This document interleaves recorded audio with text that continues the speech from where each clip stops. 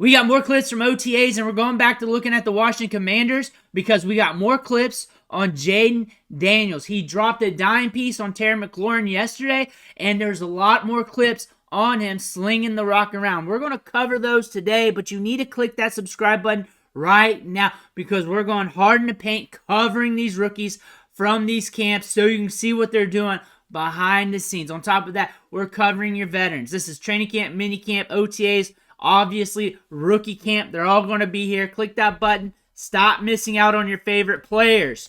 Jayden Daniels, we got a minute of clips. Yesterday, he dropped a dime piece on Terry McLaurin.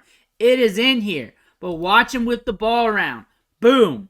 This might be it. This might be the first. There it is. There it is. Terry McLaurin. Him and Jayden Daniels already linking up. Exciting things to see. Boom. Some Zach Ertz. Notice we're getting deeper on the 7-on-7s. Some Jayden Daniels. Look at that. With the vets. Here's another one. Make it rain, son. Make it rain. Here's another one. There's another one. Solid. I like his release. Zadami Brown. Some of these we covered earlier in the week, but what I found here was some of the same throws but in better quality and some different throws too. So we're looking at that. I do like his release. It's quick. It's compact. It's one thing you can say. Gets it out quick. Like naturally with his mechanics. Played in the SEC at LSU. Was able to be very productive. The thing about him is that we got a lot of upside here. We've shown it at the college level. We've shown the ability to go from one program to another and light it up. We've shown that ability. We can do that. Now we're going from the college level to the NFL level. We have a history of stepping up and being productive, transitioning, developing to that next level. Now we're doing it again. We have some pieces here. Can he ignite Terry McLaurin?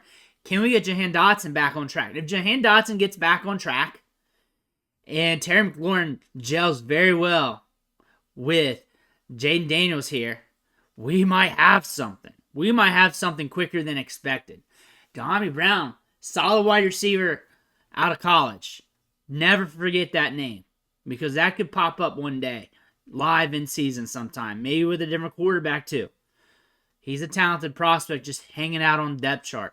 But Terry McLaurin might go off here. This could be what ignites him, what gets him back on track to being a top-tier producer. You got 4.3 speed. We can break off routes like no other. We also got Jayden Daniels, who had a down year last year because he was looking good as a rookie. Had a lot of injuries during his rookie season. Was plagued with that. That being said, he's got some promise. He's got some good hands, good route runner, strong in the slot too. So this could be another reason why Jayden Daniels takes a step forward. He's got a quick release. He can throw it downfield with accuracy. That might be the predecessor of him being a good quarterback in the league.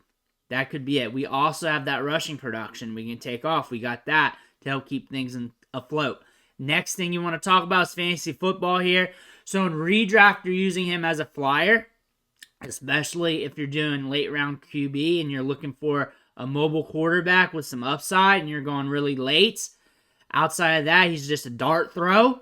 If you're talking dynasty, I think he's at a great price tag if you're looking for a quarterback. If you're looking for a young, cheap quarterback, 2 QB, 1 QB with some upside compared to the other rookies, I think he's at a great price tag considering where he's at, what he can do on the field, considering the floor with the rushing production.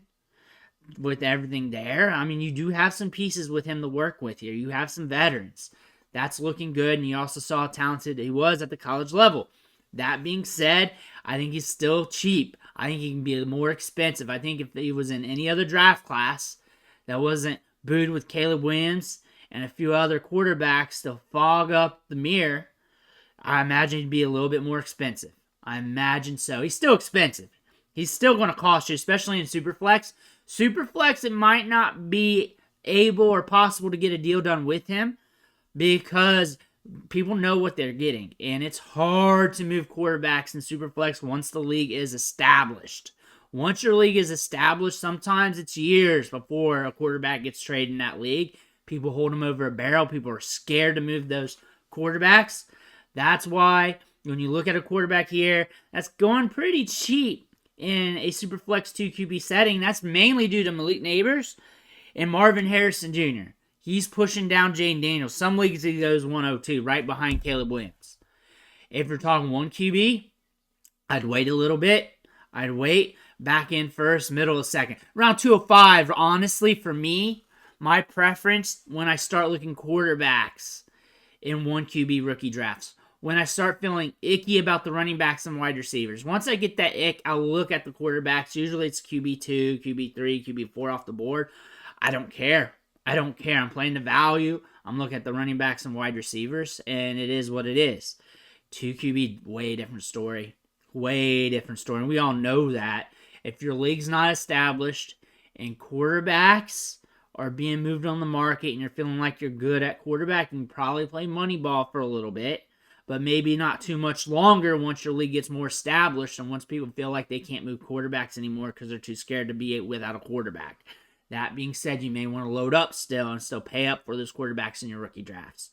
Quarterbacks hold value. The longer your league is established in a Superflex Dynasty League, the more those quarterbacks will be held over a barrel. They'll be gripped on tight. And if you can catch a quarterback young on the cheap like this, I would do it. Commanders fans, back to you if you're still here. He has immense upside. If he can link up with Terry McLaurin and really tap into it, then you got yourselves a franchise quarterback. I think you're on the verge of that. I really do. I think we're almost there. I think we just need to take a couple steps forward. I think we need to develop. We still got training camp and mini camp here to go, but OTAs, from what I'm hearing, is looking good. I hear it's looking good. I heard rookie camp looked good. From what we're looking at here, the clips are looking good. He's firing with the vets. There's a reason why there's clips out every day. This is the quarterback position. This is the hardest position in sports. It's not like it's wide receiver. You can really manufacture clips for them. It's not like it's Quentin Johnston here. He's making clips every day. They're firing it all over the field. They're letting him take the videos because he's looking good. He's looking good. Let me know what you think in the comments below. Make sure to hit that subscribe button on the way out. Thank you for watching. Catch you on the next video.